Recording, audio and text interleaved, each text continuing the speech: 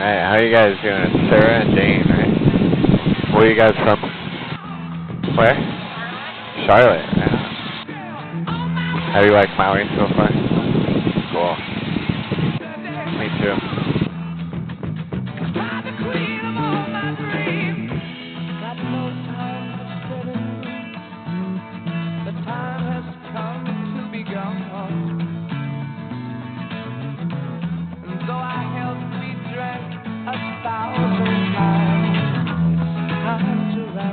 And how's everyone doing in the back? You all hear me okay?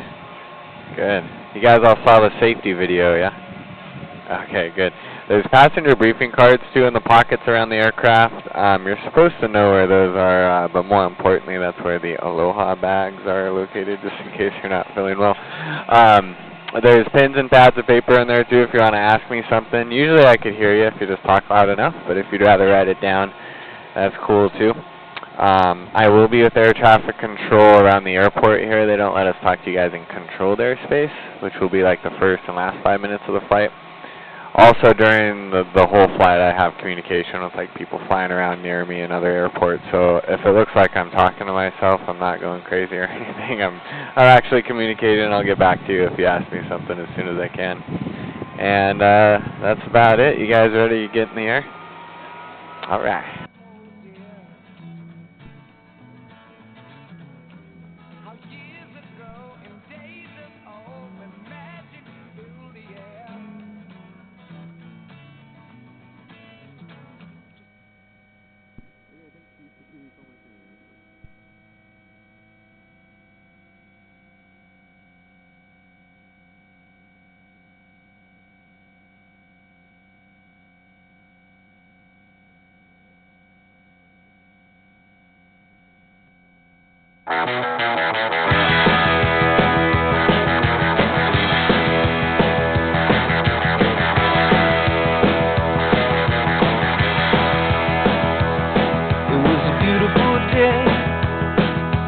Sun beat down, I had the radio on, I was driving,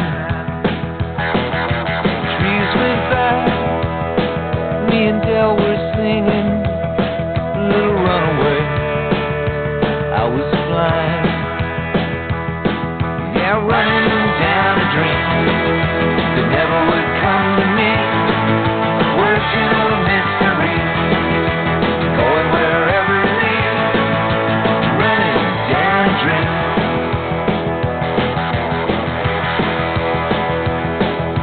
Felt so good, like anything was possible.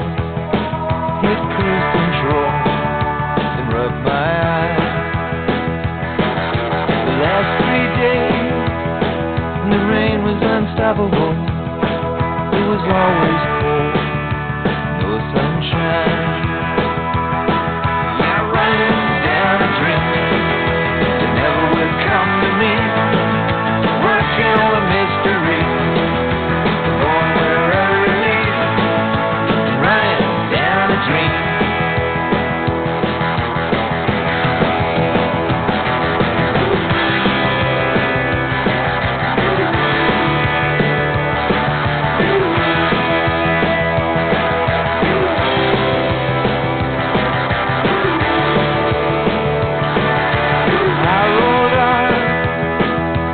I grew dark, I put the pedal down to make some time. There's something good waiting down this road. I'm picking up whatever's mine. I'm running down a dream that never would come to me. Working on a mystery, going wherever it leads.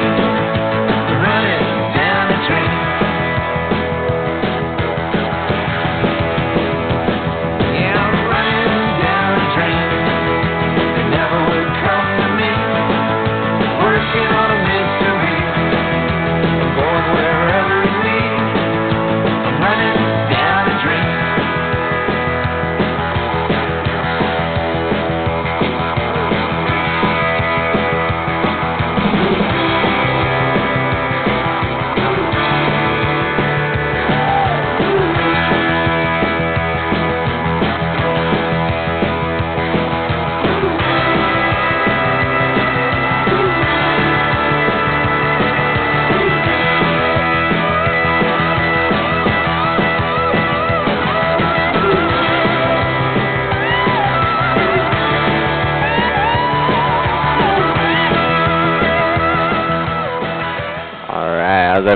so far? Good. Oh, we got perfect weather for our flight out to Molokai today, and the West Maui Mountains are wide open for us, so we'll go check out some of West Maui on the way out to Molokai. And they call this the West Maui Mountains because it looks like a mountain range, but it's a volcano. It's like the rest of Hawaii, just really old, so rain and erosions kind of wrinkled it up, created all these valleys and canyons. Volcanoes are just like us. We get old, we get wrinkles, so do volcanoes. They're valleys, they're wrinkles. And this is the Waihe'e Valley in front of us. It's the wettest valley on the island. It's 300 inches of annual rainfall. Yeah, that's the start of the Waihe'e Ridge Trail, which is off our right side. You'll see the trail right along this ridge line. One of the few areas you can actually explore a little bit of the West Maui Mountains. Not too much, though. The trail's only 2 miles long, but you gain 1,000 feet in elevation.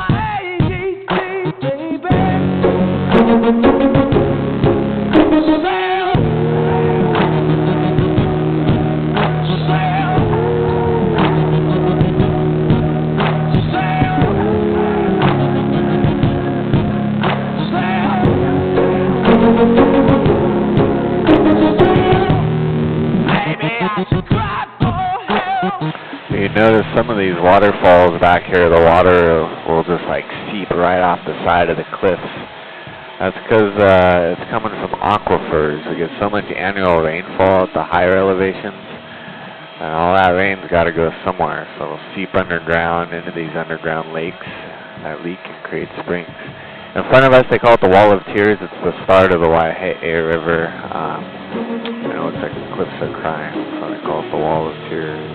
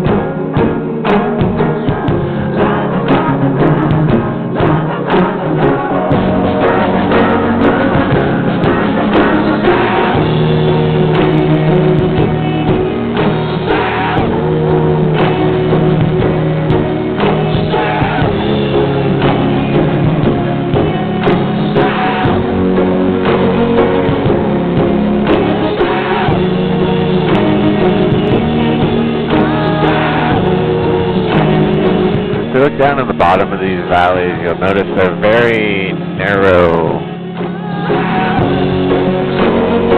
Basically, the riverbeds, there's a gain of elevation of about 3,000 feet from the front of these valleys to the back, too. So the waterfalls and the river itself just get too steep to climb over. So in thousands of trips back here, never once have I seen a human being in the back of these valleys. So most of the West Maui Mountains are really inaccessible.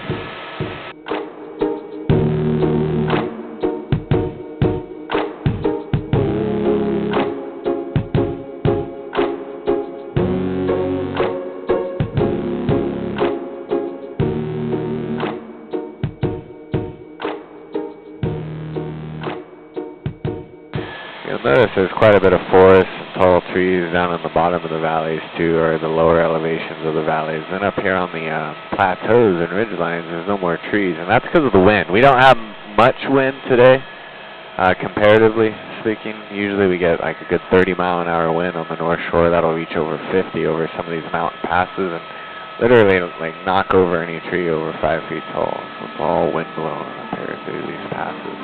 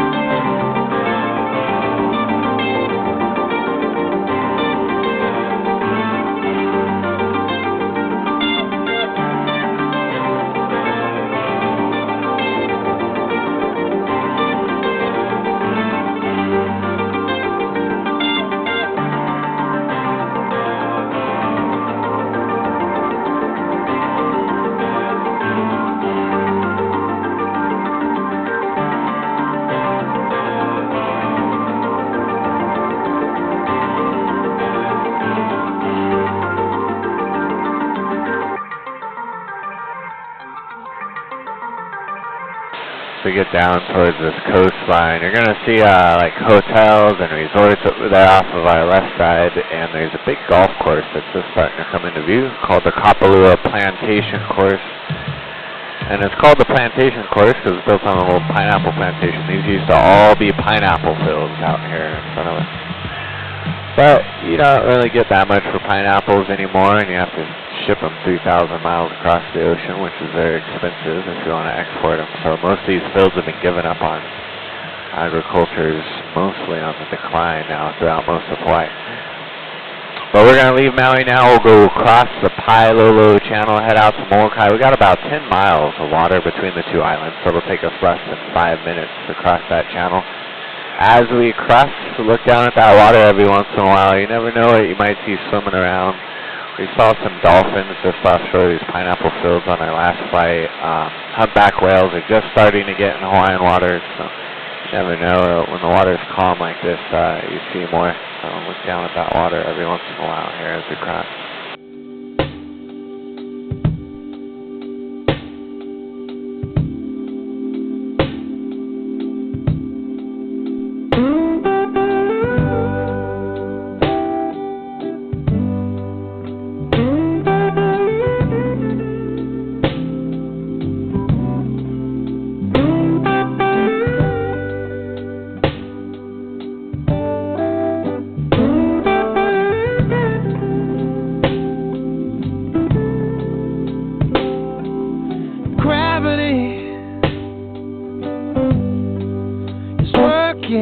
Against me,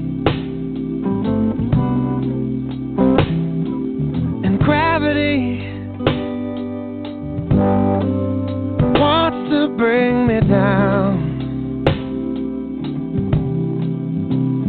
Oh, I'll never know what makes this man with all the love that his heart can stand. Dream of ways to throw it all away. Whoa, whoa. Gravity is working against me, and gravity wants to bring me down.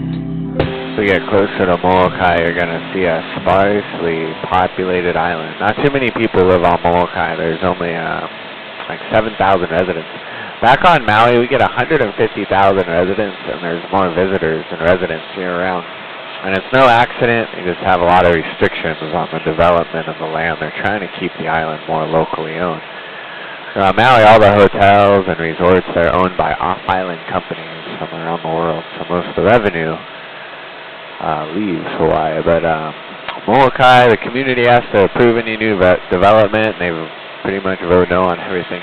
So 40 years ago, they had 7,000 residents. Still only 7,000 residents on Molokai.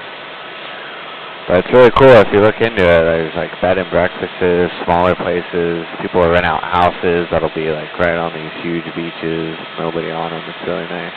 It's like going back in time, like old Hawaii on Molokai.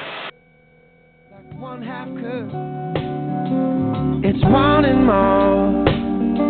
It's gonna send me to my knees. Whoa, whoa. Gravity,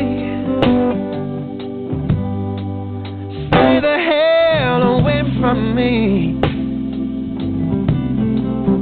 Whoa, whoa. Gravity has taken better men than me. How can that be? Just keep me where the light is.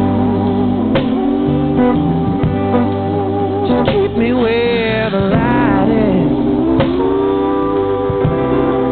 Just keep me where the light is.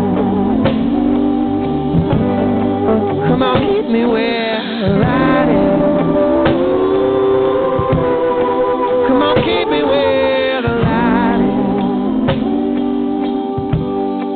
Come on, keep me where the light is.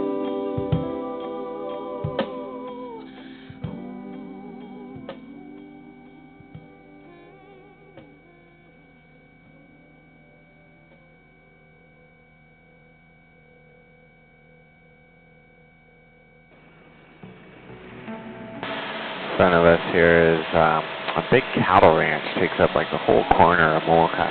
Most people don't think of cowboys and cattle ranches when they think of Hawaii, but there's a lot of them out here because we get the year-round rain and warm temperatures. So grass grows like crazy year-round. This particular ranch is like a part-time dude ranch too. They have cabins you could stay at. They'll teach you how to be a paniolo, the Hawaiian cowboy.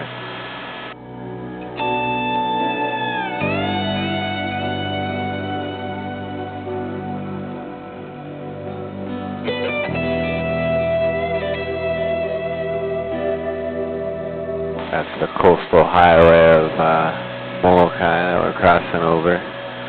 One lane, and that's about as busy as it gets. It'll dead end in the Halava Valley, which is just past the cattle ranch, and that's as far as you can go.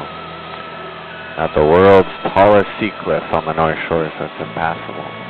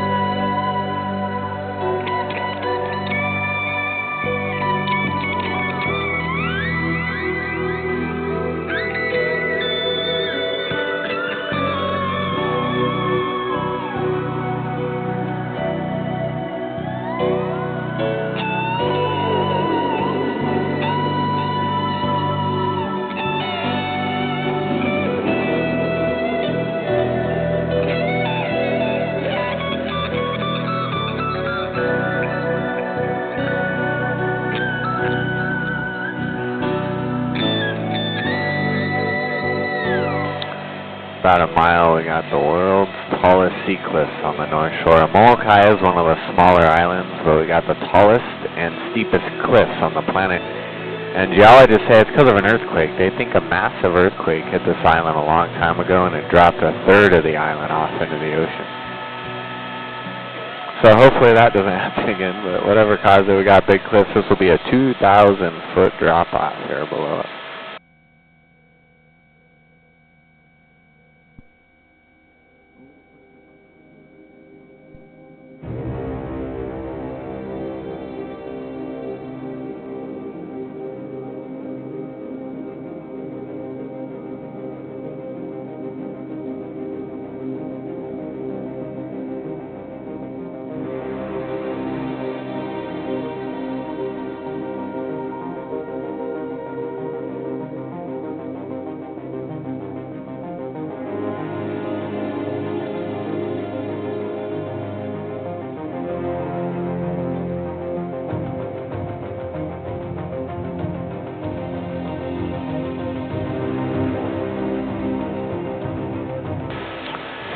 is Papala'ua Falls. This waterfall here is a 1,400-foot waterfall.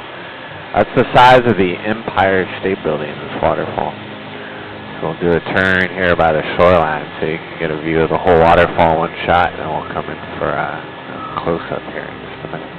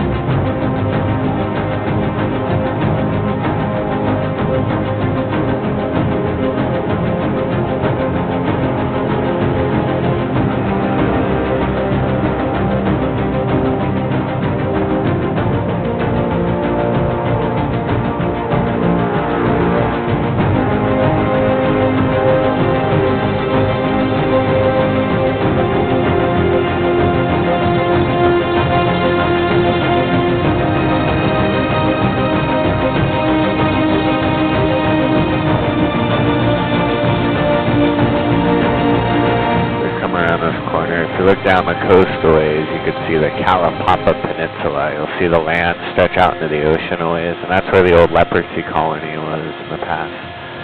Leprosy was once criminalized too. Like if you had leprosy on any of the islands, you'd be like taken from your family, legally pronounced dead, and quarantined out there. It's like a jail.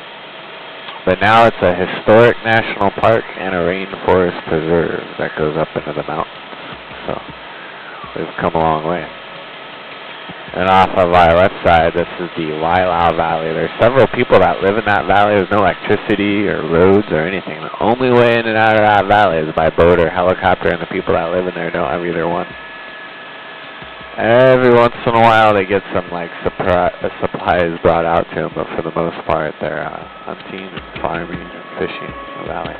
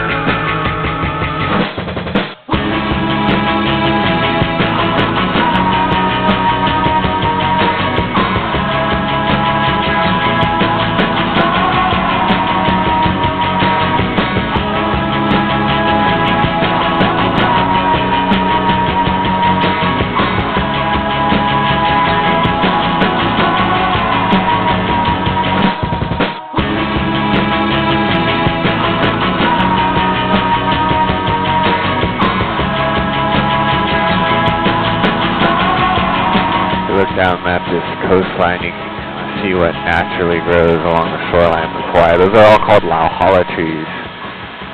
Back on Maui, we get like kiave, which is basically mesquite. Those dried out trees with the thorns. Those were introduced by trade ships, and even coconut trees are introduced by Polynesians. But out here, you still get a lot of lauhala forest.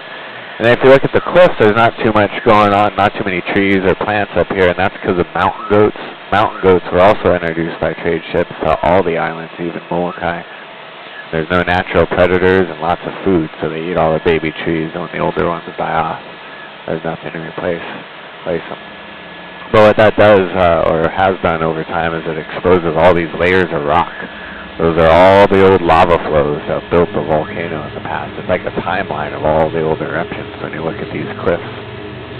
So it's kind of like a tree in a way. You cut open a tree, you get a ring for each year. Cut open a volcano, you get a layer of rock for each eruption. And that goes another 18,000 feet deep below sea level before you get to like your first lava flow that started it all. So it took a long time. It took a lot of eruptions to make Hawaii.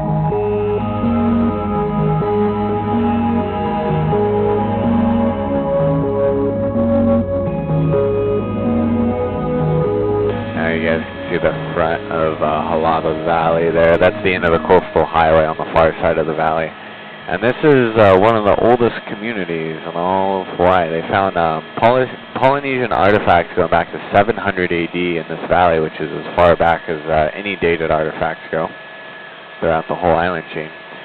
Molokai itself is the farthest back. They've traced the hula dance too, which is a very old part of the Hawaiian culture as well. So a lot of people believe Molokai here is like the first Hawaiian island settled by human beings.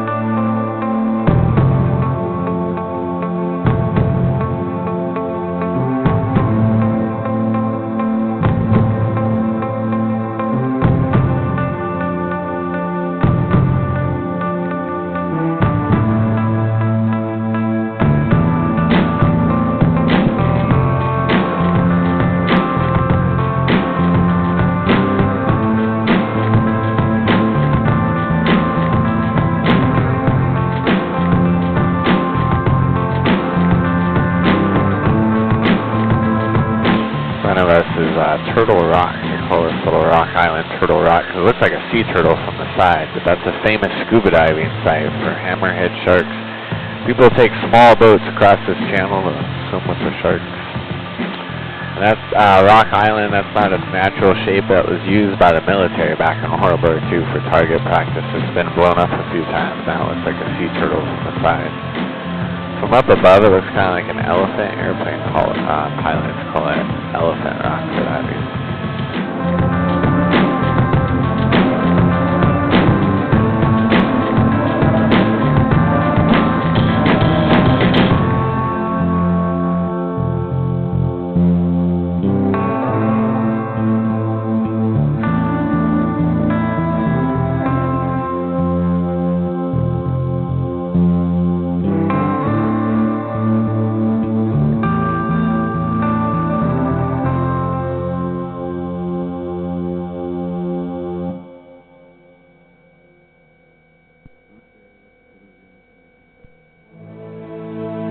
We cross this channel here again. You can see Maui is now in front of us. Molokai is behind us. Off our right side is the island of Lanai. And then way out there, about like 1 to 2 o'clock position, is Kaho'olawe. You can see a little bit of that out in the distance.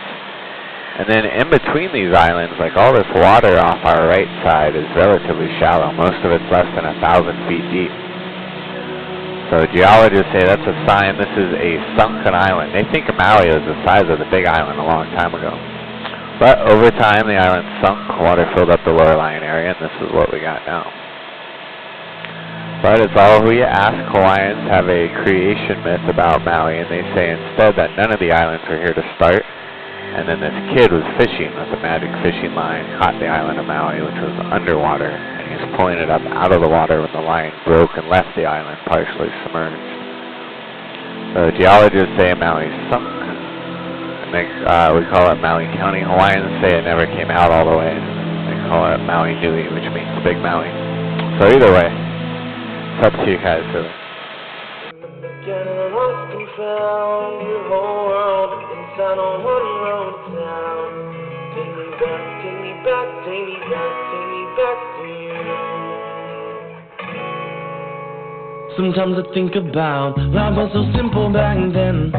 We'd run around, no shoes, just some cane field blues. No thought to what was round the bend. Sheets filled with sand and secrets in the band. And sometimes I wonder if it's all a dream. Another green flash playing tricks on me. But I know deep inside I'm still alive. Let me take you back and you'll see.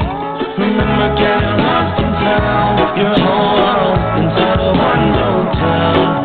Set your mind at ease in the tropical breeze and Uncle playing key. We used to spend all day at the beach, shore break fishing and sunburned cheeks. Take me back, take me back, take me back, take me back to you. You know that I try not to live in the past, but when my mind starts to run, then it sure runs fast. Clear skies and that green, green grass in the valley of the kings on that old rope swing. And if you climb up in the tallest tree and get a quick glimpse of what the day might be, then you'll know deep inside it's still alive. So whenever you're lost at sea, remember getting lost and found your whole world inside of one little town. Set your mind at ease in the tropical breeze and Uncle playing key. We used to spend all day at the beach, shore break fishing and sunburned cheeks. Take me back, take me back, take me back, take me back to you. Oh no, take me back, take me back, take me back, take me back to you.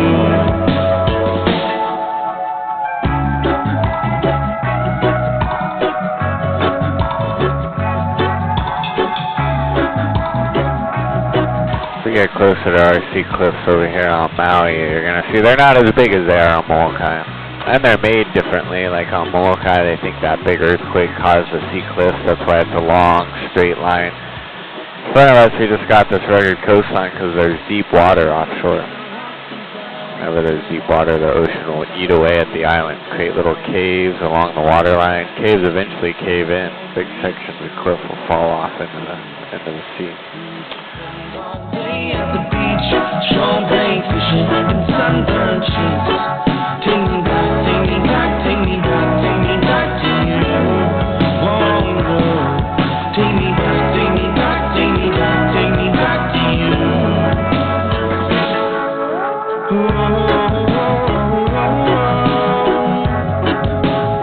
Take me back to you. If you guys look down this coastline too, you'll see a real famous landmark to the Hawaiian people. It's called Kahakaloa Rock. It's out there about our 12 o'clock. It's 600-foot tall rock on the North Shore. And it's a famous landmark to the Hawaiians because of King Kahakili. King Kahakili was a king of Maui in the mid-1700s, and back then these islands were like different countries. They had their own kings and armies, and King Kahakili, like most kings, wanted to conquer other islands, take over more territories. But back then, kings had to fight too if there's a battle. So he would argue that he was invincible, and if they followed him in the war, they'd have a 100% chance of victory. And according to legend, he would jump off of Kahakaloa Rock to prove it. This rock up here is 600 feet tall. We're going to be landing right across from the rock here in just a minute. It's pretty tall. The stories might be embellished a little bit. You're not supposed to survive much after 100 feet. That's a 600-foot tall rock. Supposedly he did that many times. They took over Molokai, Lanai, and Oahu, controlled the whole center of the island chain for a while. That was like Maui's most famous king, Kahakili, the cliff diver. And like I said, we will be landing across from that rock in just a minute. Once we do land, just sit tight. Don't go running out on me. Wait till the rotor blades come to a complete stop, then I'll open the doors for you. And then we can hang out for a little bit. Don't hesitate to ask if you want some pictures in front of the helicopter or the coastline. I can help you with that if you want.